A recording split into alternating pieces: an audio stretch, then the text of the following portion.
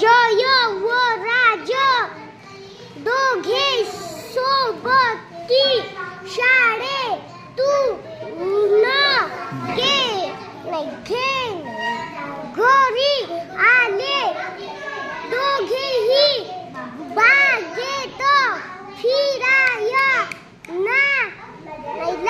गेले थोडे जा देव फुल जादे पाहिली थोडे फुले वेचून घेतली मधाचे पोळे पाहिले मोरही पाहिला